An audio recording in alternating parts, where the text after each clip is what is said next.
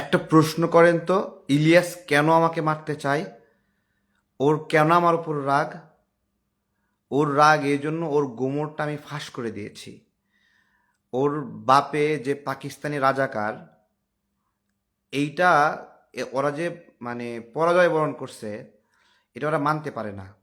এবং আমি একদিন কথা বলছিলাম যে এই ধরনের আচরণের কারণ কি, বা বাংলাদেশকে কেন ধারণ করে না, মুক্তিযুদ্ধকে ধারণ করে না।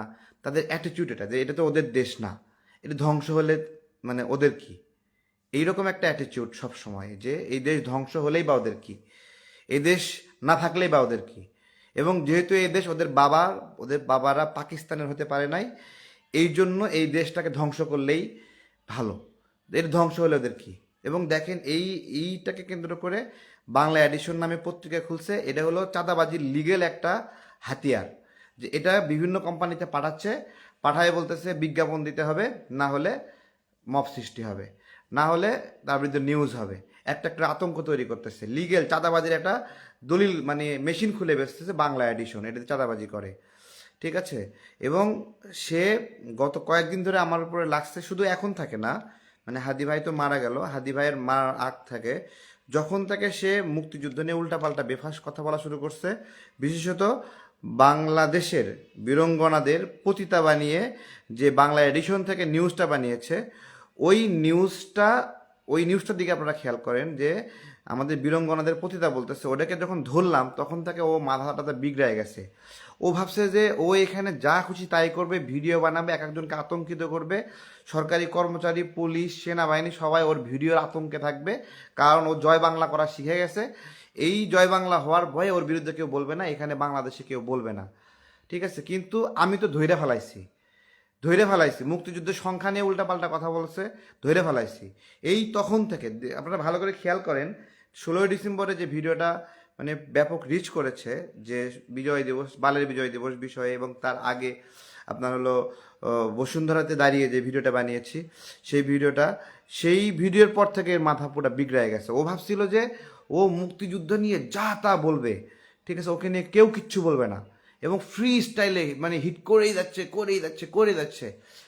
এই দেশটাতে এটার যে একটা মন আছে, এটার যে একটা ইতিহাস ঐতিহ্য আছে, ওইখানে আঘাত করলে মানুষ যে আহত হয়, এদের ওই ফিলিংসটা নাই। ঠিক আছে। এখন যেটাতে বলছিলাম একটু আগে, আমার ওই পেজটাতে ভিডিও ছেড়েছি, এইটুকু বলতে ভুলে গেছিলাম, তাই আমি এখানে আবার নতুন করে বলছি। ঠিক আছে। যে ওর এখানে হাদি ভাইয়ের বিষয়টাকে সে ইস্যু কইরা ওইটার সাথে মিলায়ে, যে তারেককে যেখানে ভাবে মারতে হবে। ঠিক আছে। একটা হলো মীর জামান পেজ থেকে, আর একটা হলো আরেকটা ছেলে সাইফুল ইসলাম নামে।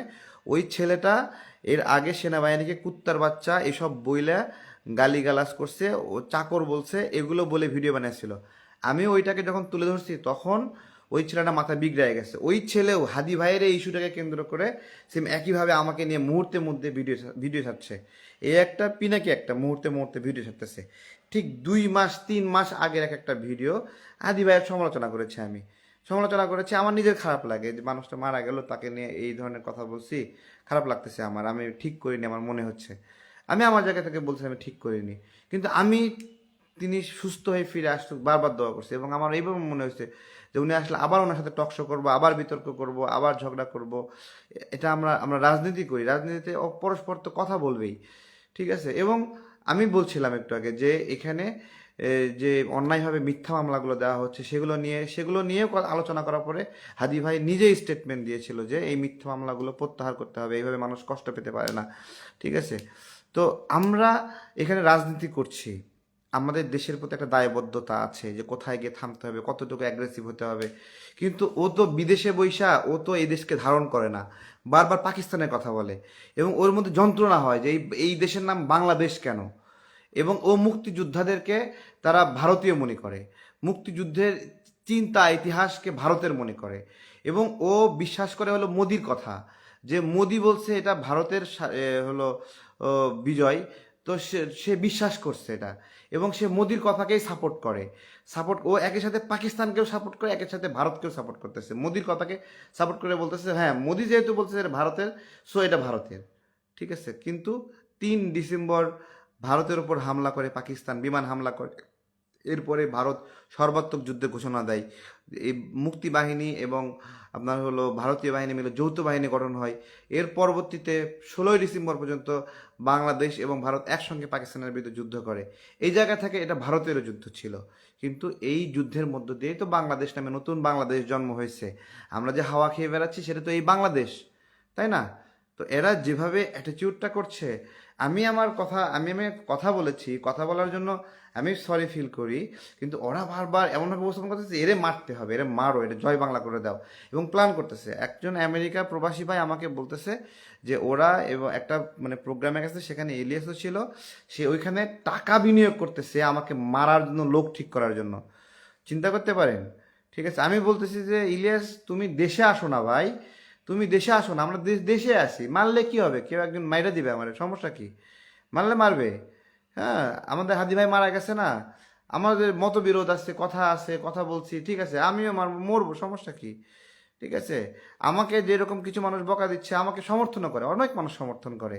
ঠিক আছে, অবশ্যই এই মানুষগুলো অন্তত সমর্থন করে যারা মুক্তিযুদ্ধকে ভালোবাসে। যেই মানুষগুলো ইলিয়াস পিনাকির মুক্তিযুদ্ধ নিয়ে নোংরা নোংরা কথা সহ্য করতে পারেনি, আমি প্রতিবাদ করছি, তারা অন্তত আমার ভালোবাসে।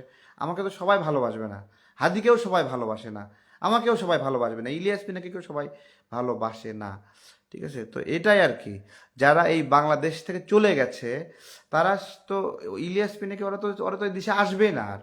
ওরা চেষ্টা করতেছে ওখানে ফ্রান্সের আমেরিকার ডকুমেন্টস নিয়ে, অ্যাসাইলাম নিয়ে সেখানে স্থায়ীভাবে থাকার জন্য।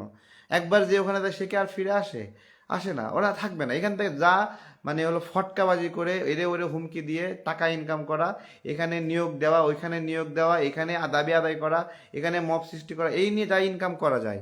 একটা টিম পাঠাচ্ছে মাইক্রোফোন দিয়ে, যে বাংলা এডিশন দিয়ে, যাই কথা বলাচ্ছে, কথা বইলা যদি আপনার হলো মন মতো না হচ্ছে বলতেছে নিউজ করে দেবো, এরপরে বলতেছে যে টাকা দাও। তো চাঁদাবাজি করার লিগেল অস্ত্র তো দিয়ে দিছে সরকার, সমস্যা কি? তো যাদের বাংলাদেশ নিয়ে কোনো ভালোবাসা নাই তারা তো বাংলাদেশ ধ্বংস হবে, বাংলাদেশ জ্বলবে, বাংলাদেশ পুড়বে, ওদের তো কিছু যায় আসে না। ও তো ফিল করে যে পাকিস্তান কেন এরকম হলো, বাংলাদেশ হলো, ও তো সেই পূর্বে আগের পাকিস্তানে ফিরে দিতে চায়। তো ওদের অনুভূতি আমাদের অনুভূতি এক জিনিস না, এটাই আর কি।